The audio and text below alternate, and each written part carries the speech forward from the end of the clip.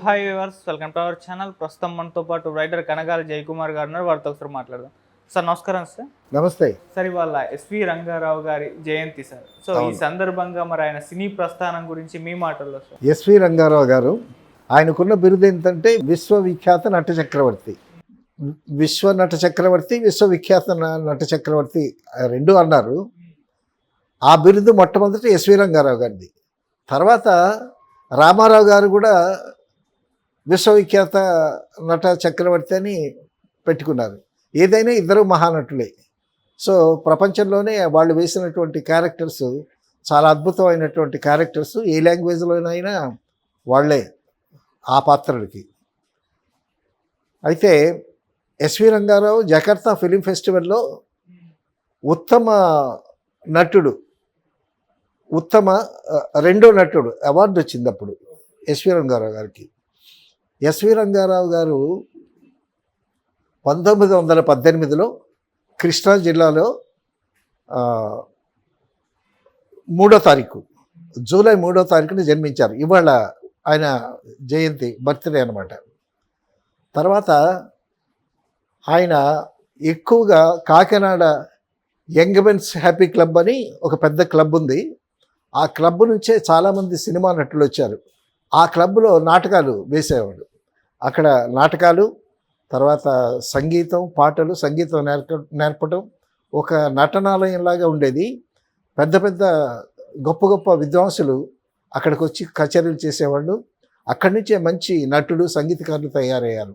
అలాగే వచ్చిన వాళ్ళలో మ్యూజిక్ డైరెక్టర్ ఆదినారాయణరావు గారు, తర్వాత ఆయన భార్య అంజలి కూడా అక్కడి నుంచే వచ్చింది. అక్కడ నాటకాలు వేశాడు ఆయన, ఎస్వి రంగారావు గారు. ఈయన తెలుగు నాటకాలే కాకుండా బాగా చదువుకున్నాడు. మెడ్రాస్లో చదువుకున్నాడు, విశాఖపట్నంలో చదువుకున్నాడు. ఇంగ్లీష్ బాగా వచ్చు ఆయన. ఆయన Caesar, mark Anthony, Shylock, Shakespeare నాటకాలు చాలా బాగా ఆడేవాడు. ఇంగ్లీష్ కూడా అనర్గళంగా మాట్లాడతాడు ఆయన. ఆయన మొట్టమొదట పాతాళ భైరవిలో ఒక నేపాళ మాంత్రికుడు క్యారెక్టర్ వేశాడు. అందులో ఎన్టీ రామారావు హీరో. ఈయన నేపాళ మాంత్రికుడు గడ్డం గిడ్డం పెట్టుకొని ఒక ఫుల్ అంగి వేసుకొని చేతికర్ర పట్టుకొని అచ్చ మాంత్రికుడిలాగా ఉంటాడు.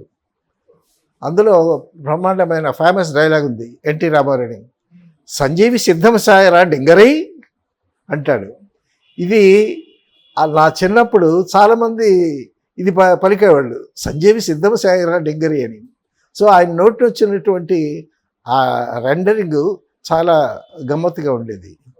సో తర్వాత ఆయన చాలా మంచి మంచి క్యారెక్టర్స్ పడ్డాయి.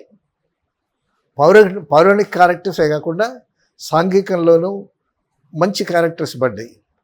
ఆ తర్వాత గుమ్మడి చాలా గొప్ప నటుడు కదా. గుమ్మడి గారు ఏమన్నారు తెలుసా ఎస్వి రంగారావు గురించి?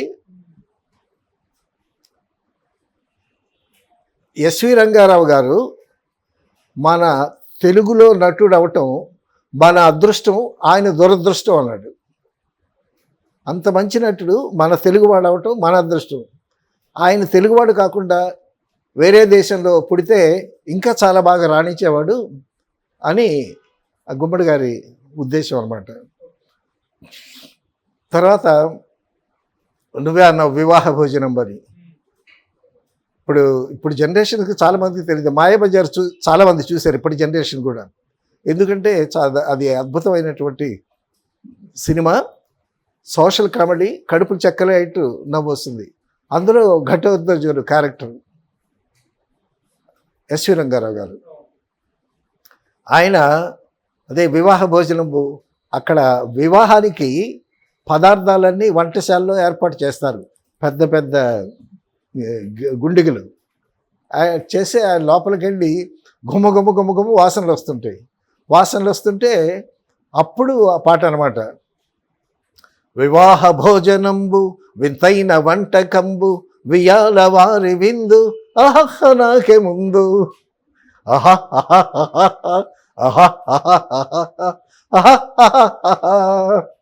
అని పాట పాడతాడు. మాధవపెద్ది సత్యం గారు పాడారు. ఎస్వి రంగారావు గారికి భలే పాడాడు. అసలు కచేరీలు ఎక్కడికి వెళ్ళినా సరే ఈ మాధవ పెద్దిని ఆ నాటకాలు అయిపోయిన తర్వాత ఈ పాట పాడమనేవాళ్ళు. అందులో చాలా అద్భుతమైనటువంటి నటన ప్రదర్శించాడు ఎస్వి రంగారావు ఘటోత్కచుడు క్యారెక్టర్. తర్వాత ఈ ఘటోత్కచుడు ఒక రాక్షస జాతికి చెందినట్టు చూపించారు మన వాళ్ళు. అంటే మాయాబజార్లో నాగేశ్వరరావు వాళ్ళు అక్కడికి వస్తారు. అక్కడికి వస్తే ఎవరో శత్రువులు వస్తున్నారు మన దగ్గరికని అతని శిష్యులు అంటారు. అని అంటే వాళ్ళు మన శత్రువులు కాదురా, వాళ్ళు అస్మదీయులు అంటారు. అస్మదీయులు అంటే ఏమిటి గురువు గారు అని అంటాడు. అస్మదీయులు అంటే మనవాళ్ళు అని అర్థం. మరి మన వాళ్ళు కాని వాళ్ళు ఏమంటారు అని అడుగుతాడు ఒకడు కమెడియన్. అడిగితే పక్కన వాడు అంటాడు తస్మదీయులు అంటాడు.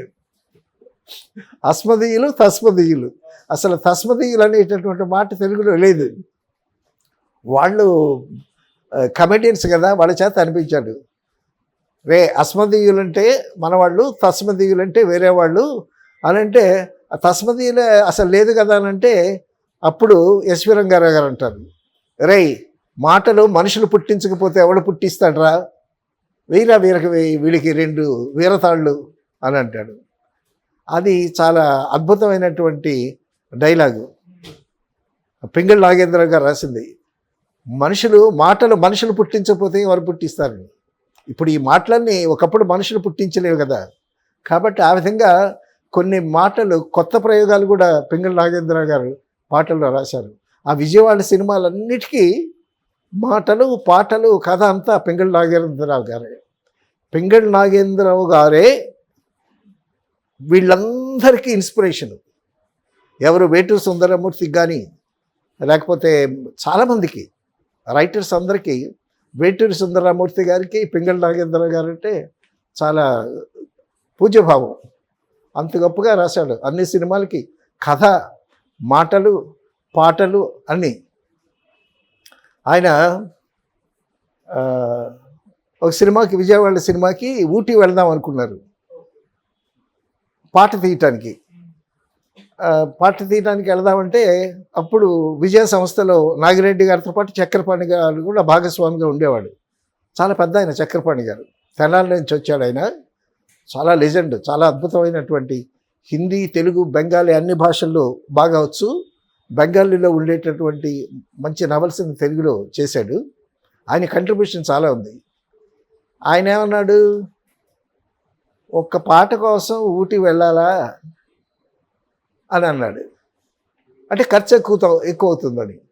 అప్పుడు పింగళి నాగేంద్రరావు గారు ఆయన మాటని ఇన్స్పిరేషన్గా తీసుకుని, ప్రేమయాత్రలకు బృందావనము నందనవనము ఏలలో ప్రేమించిన సతి ఎదుటనుండగా స్వర్గమే దిగిరాదని ఒక పాట ఇన్స్పిరేషన్ అనమాట.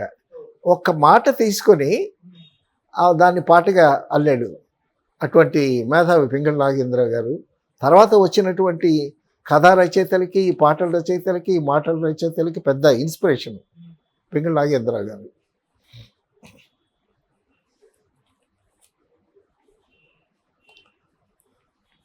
ఎస్వి రంగారావు గారితో నేను సంపూర్ణ రామాయణం సినిమా పనిచేశాను. పనిచేసినప్పుడు ఎస్వి రంగారావు ఆ రోజు సెట్కి వస్తున్నారు. ఎస్వి రంగారావు గారిని దగ్గరగా చూడాలి. అప్పుడు ఏదో దూరంగా చూసాము, అది కాదు దగ్గరగా చూస్తామన్న ఉత్సాహంతో ఉన్నాను నేను. ఆయన తెల్ల లుంగిగా కట్టుకుని ఒక తెల్ల షర్టు, పొట్టి చేతుల షర్ట్ వేసుకొని లోపలికి వచ్చాడు. వచ్చేసరికి నేను కాస్త ముందుకు వెళ్ళా దగ్గరగా చూద్దామని.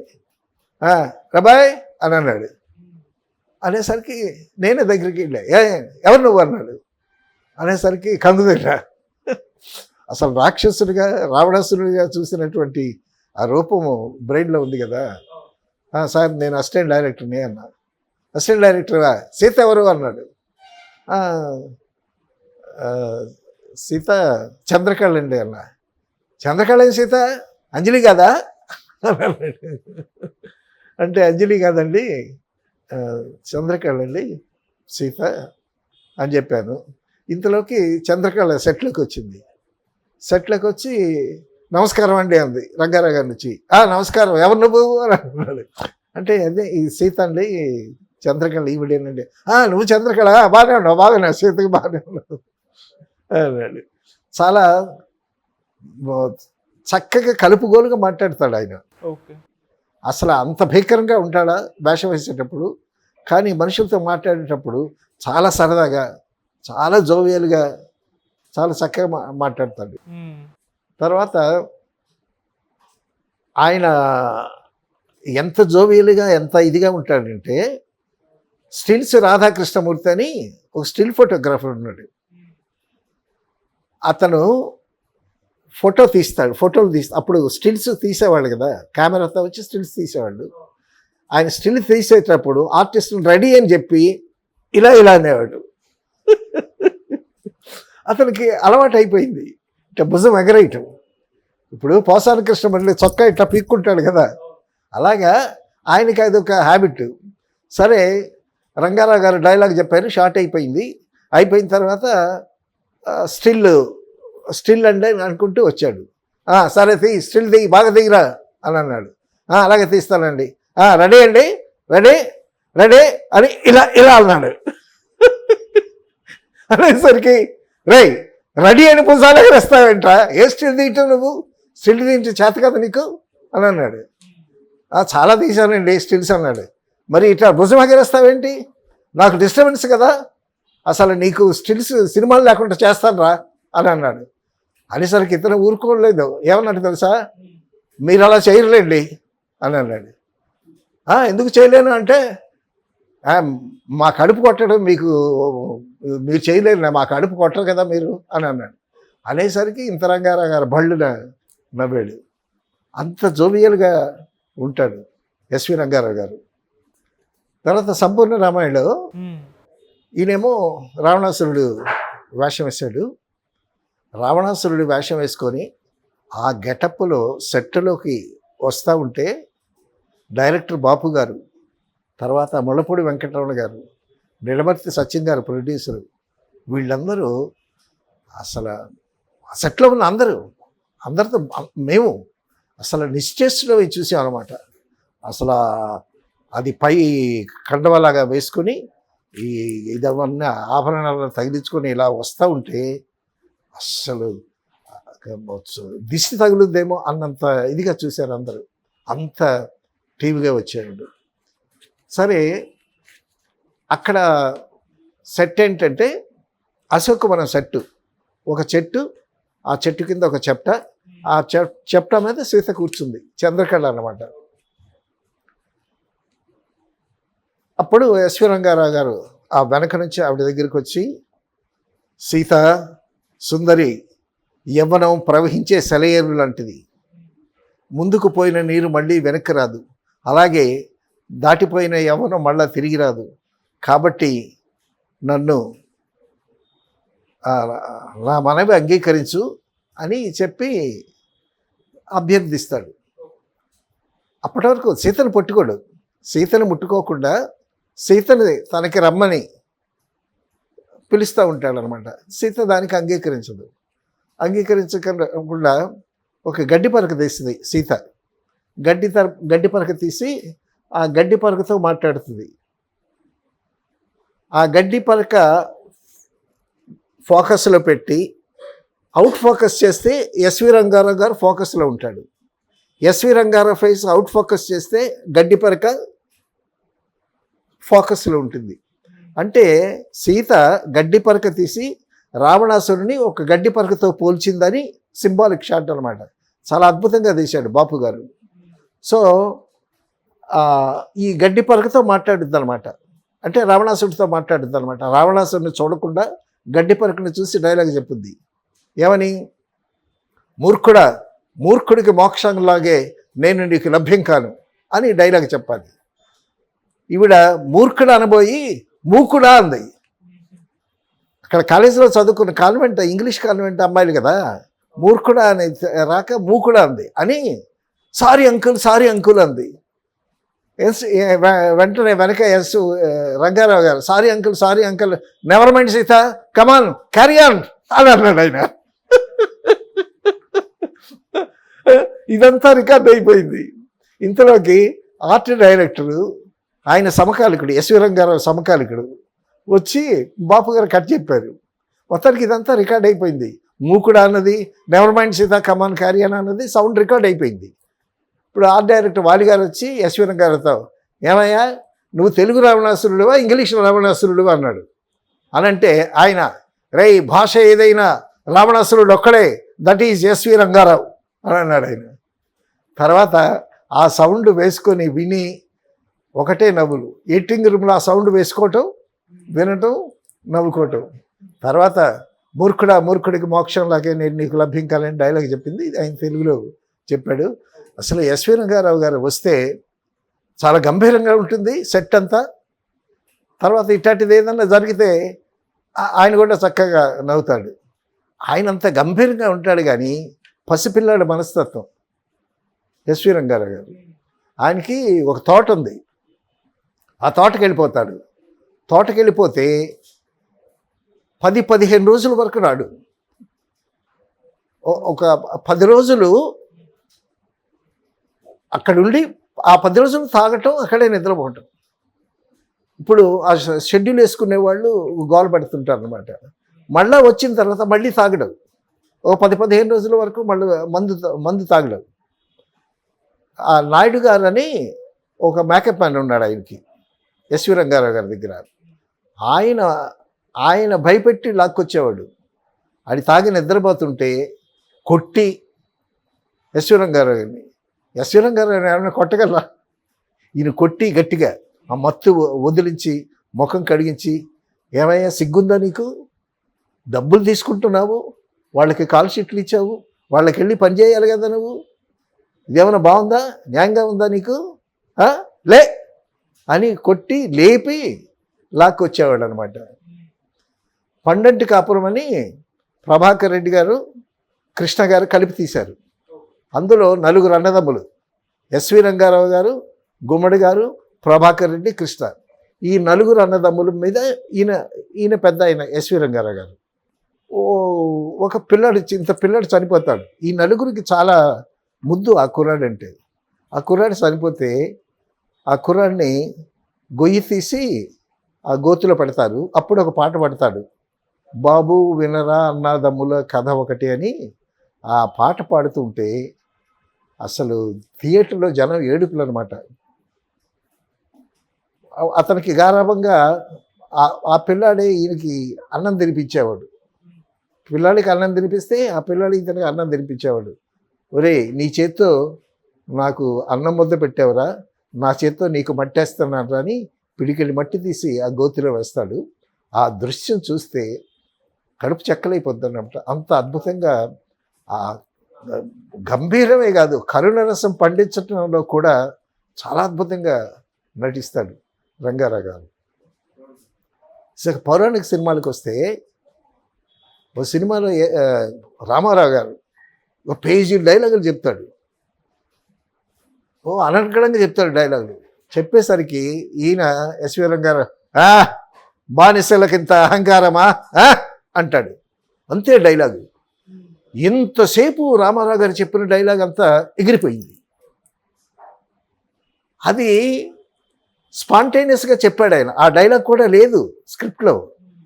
అంత పెద్ద డైలాగ్ చెప్పేసరికి మరి ఈయన పర్ఫార్మెన్స్ కూడా ఉండాలి కదా. అతనంతా రామారావు గారు అంత డైలాగ్ చెప్పి గొప్పగా యాక్ట్ చేసేటప్పుడు దానికి కౌంటర్ కూడా ఈక్వల్గా ఉండాలి కదా. ఈ డైలాగ్ సొంతంగా వేశాడు ఆయన. వేసేయమంటే రామారావు గారేమో ఆ డైలాగ్ తీసేయమన్నారు.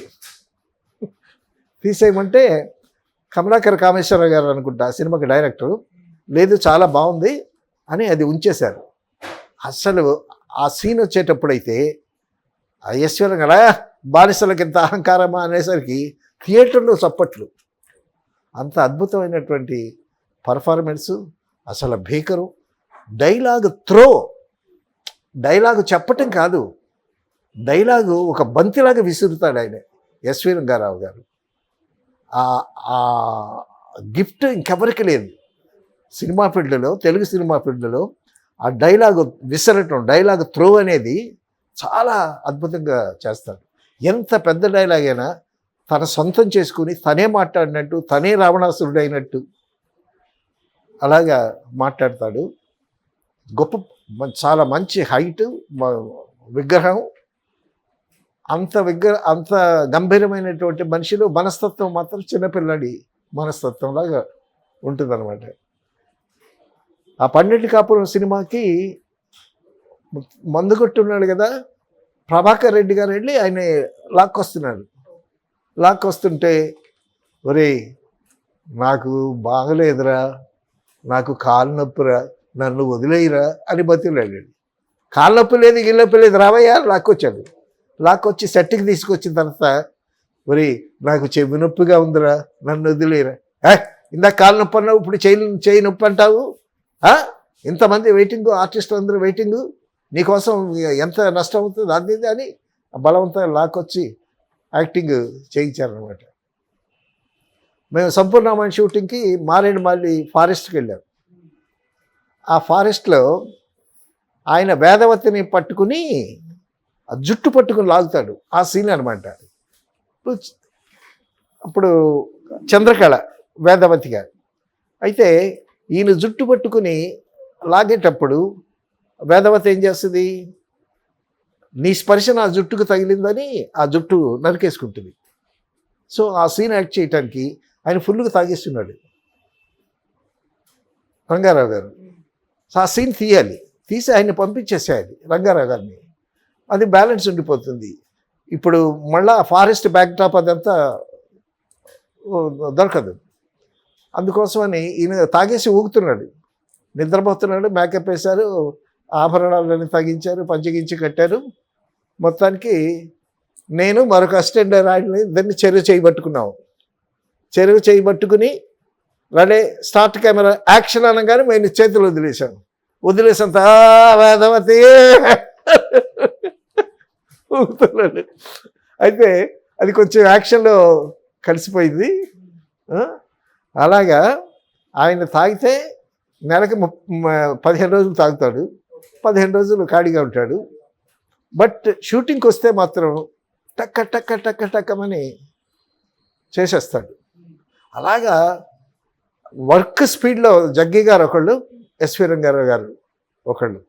సెట్కి వస్తే మాత్రం టపమని సీన్స్ అని లాగేస్తారు. అంత సిన్సియర్గా ఉంటారు మళ్ళీ ప్రొఫెషనల్గా. ఏ సినిమాలు వర్క్ చేస్తారు సార్ మీరు ఆయనతో? నేను సంపూర్ణ రామాయణం చేశాను. తర్వాత ఆయన కలవటానికి ఆయనకి ఇంటికి వెళ్ళేవాళ్ళం. ఎందుకంటే పౌరాణిక పిక్చర్ కదా, ఆ పౌరాణిక పిక్చర్లో పెద్ద పెద్ద డైలాగులు ఉంటాయి. అవన్నీ కాపీ చేసి ఒక ఫైల్ చేసి ఆ ఫైలు ఇవ్వటానికి ఎస్వి రంగారావు గారికి ఇంటికి వెళ్ళాము. ఏంటి ఇలా వచ్చాను, అదే మీ డైలాగ్స్ అన్ని ఫెయిల్ చేసి ఫైల్ చేసి తీసుకొచ్చానండి. ఏంటి వాళ్ళ సీను అనేవాడు, పలానా సీన్ అండి అని. ఏదో ఒకసారి చదువు అనేవాడు, చదివి వినిపించేవాడిని. చదివి వినిపిస్తే వినేవాడు, సరిగ్గా వెళ్ళు అనేవాడు. ఆ విధంగా ఆయనతో ఇంటికి వెళ్ళి కాస్త పరిచయం పెరిగింది. తర్వాత షూటింగ్కి వచ్చేటప్పుడు కూడా నన్ను పిలిచేవాడు. అప్పుడు నేను నీలాగా చక్కగా కుర్రాళ్ళలాగా ఉండేవాడిని. సో పిలిచి ఆ సీన్లు తీసుకురా అని చెప్పేవాడు. నేను చాలా సినిమాలు చేశాను. సంపూర్ణ రామాయణం మాత్రం చాలా హ్యాపీగా, చాలా ఆనందంగా చేసినటువంటి సినిమా. సో అందులో ఆయనతో నాకు చక్కని బాగా వర్క్ చేసేటటువంటి అవకాశం దొరికింది. తర్వాత నర్తనశాలలో ఆయనకి జకార్తా ఫిలిం ఫెస్టివల్లో ఉత్తమ నటుడిగా అవార్డు వచ్చినటువంటి సినిమా నర్తనశాల. ఆ నర్తనశాలలో కూడా చాలా అద్భుతమైనటువంటి క్యారెక్టర్. ఆయన రేలంగా ఆయన్ని తీసుకొచ్చి విరటుడి కొలువులో పాండవులు అజ్ఞాతవాసంలో ఉంటారు. అజ్ఞాతవాసంలో ఉండేటప్పుడు భీముడు వంటల వనరుగా పనిచేస్తుంటాడు. దండమూడి గోపాలరావు అనుకుంటా వేసింది భీముడి వేషం. ఆయన పెద్ద పైల్వాన్ కదా, ఆయన్ని పెట్టారు. మంచి చెస్ట్ ప్లేస్, చాలా బాగుంటాడు. వస్తాడు, ఈయన వంట చేస్తూ ఉంటాడు. భీముడు వంట చేస్తుంటే ఆ ఎస్వి రంగారావుని రేలంగి తీసుకొచ్చి ఈయన బాగా వంటలు చేస్తాడండి, పాక ప్రవీణుడు, వంట వలడు అని పరిచయం చేస్తాడు. అప్పుడు ఎస్వి రంగారావు చూస్తాడు, చూసి "ఆ, పాకాల మాటకేం కానీ ఆకారం భీకరంగా ఉంది అంటాడు. అసలు ఆ ఊరితోనే ఎదుటి ఆర్టిస్ట్ని డామినేట్ చేసేస్తాడు రంగారావు గారు. భలే టెక్నిక్ అది. ద్రౌపది కూడా అక్కడ ఒక చెలికత్తెలాగా ఉంటుంది. వెరటి కొలువులో వీళ్ళందరూ మారువేషాల్లో ఉంటారు కదా, ఆ ద్రౌపదిని చూస్తాడు. ద్రౌపదిని చూసి వాళ్ళ సిస్టర్తో సుదేష్ణ దేవితో అంటాడు, ఇటువంటి సుందరిని నేను ఎన్నడూ కనలేదే, నా ఏకాంత మందిరానికి ఆ సుందరిని పంపించు, ఆ సుందరి మీద మేము మనసు పడ్డాం అని అంటాడు. అన్న తర్వాత ఆవిడ రిజెక్ట్ చేస్తుంది. రిజెక్ట్ చేస్తే నేను ఎవరు అనుకున్నారు, నాకు 5 భర్తలు ఉన్నారు, గంధర్వులు వాళ్ళు అని చెప్పుద్ది. అప్పుడు యశ్వరం గారు సావిత్రితో డైలాగ్ అనమాట, 5 భర్తలు ఉన్నదానివి నన్ను 6వ భర్తగా స్వీకరించలేవా సుందరి డైలాగ్ చెప్తాడు. అసలు ఎంత అద్భుతంగా చెప్తాడు డైలాగు. ఆ డైలాగు త్రో చాలా అద్భుతంగా ఉంటుంది. పాత సినిమాలు ఒకసారి తిరిగేస్తే ఇప్పటి జనరేషన్కి ఎటువంటి ఎంత మంచి గొప్ప నటులు ఉన్నారో తెలుస్తుంది. ఆయన సిగరెట్లు తాగుతాడు. ఆ సిగరెట్లు ఒకసారి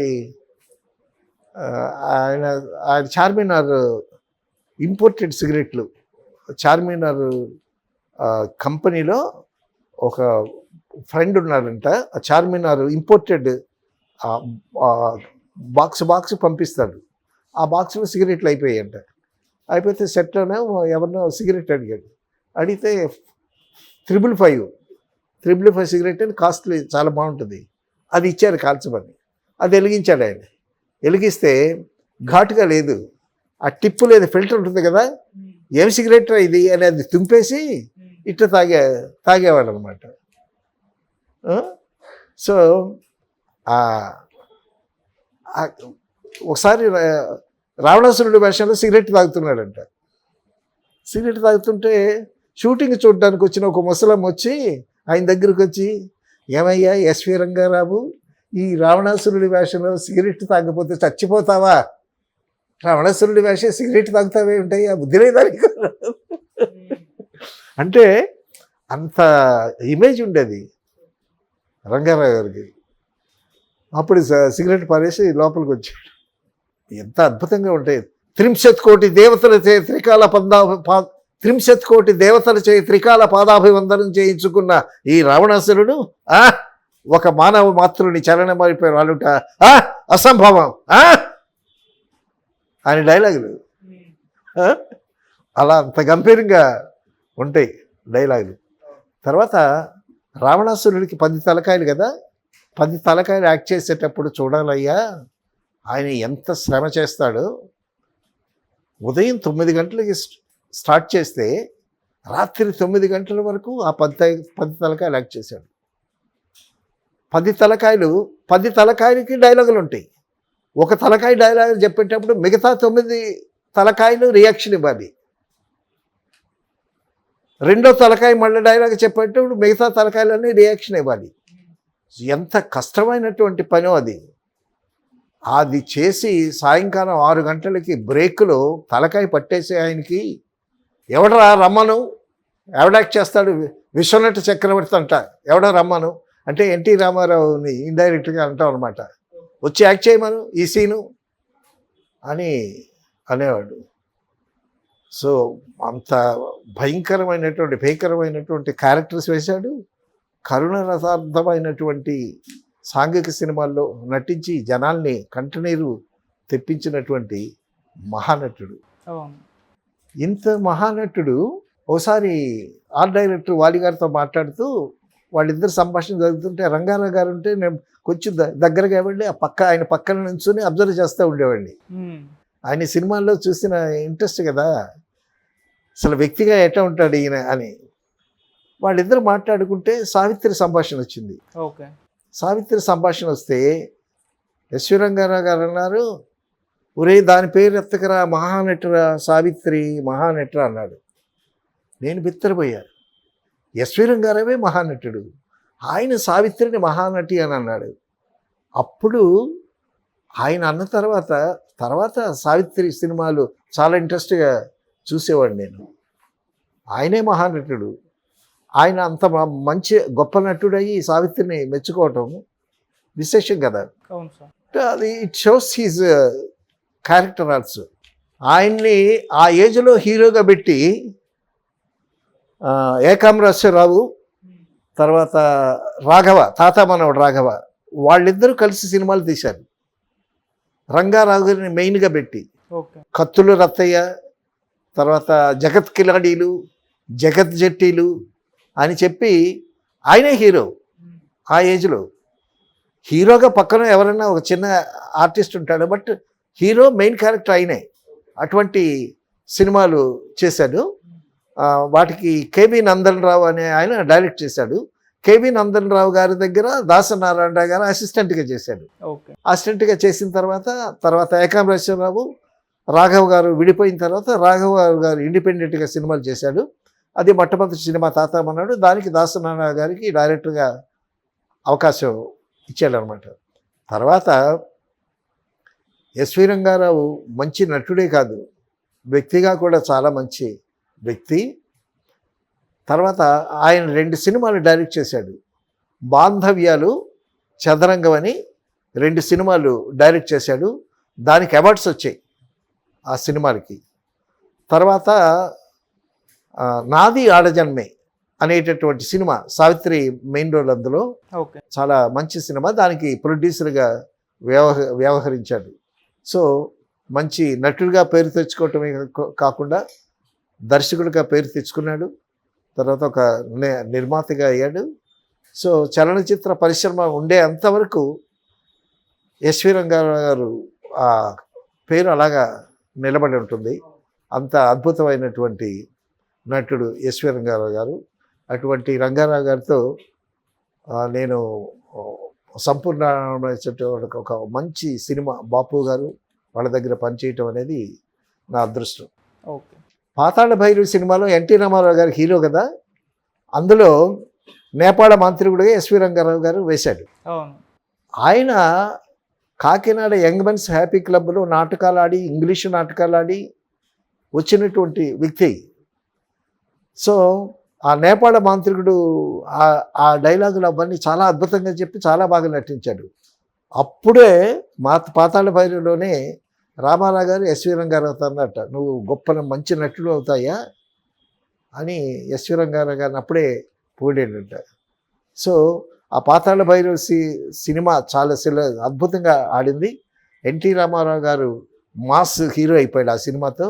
తర్వాత ఎస్వి రంగారావు పర్ఫార్మెన్స్తో గొప్ప క్యారెక్టర్ ఆర్టిస్టు అయ్యాడు. సో పువ్వు పుట్టగానే పరిమళిస్తుంది అంటారు కదా, అలాగా తొలి సినిమాలతోనే చాలా అద్భుతమైనటువంటి పర్ఫార్మెన్స్ చేసి చాలా మంచి ఆర్టిస్ట్గా ఎదిగినటువంటి చాలా గొప్ప నటుడు, విశ్వవిఖ్యాత నట చక్రవర్తి SV Rangarao garu. Okay. Thank you so much. SV Rangarao garu లాంటి ఒక గొప్ప నటుని గురించి మేబీ ఈ తరం వాళ్ళకు అంత ఐడియా ఉండకపోవచ్చు, వాళ్ళందరికీ ఇప్పుడు మీ మాటల ద్వారా పరిచయం అవుతుంది sir. Thank you so much. Thank you.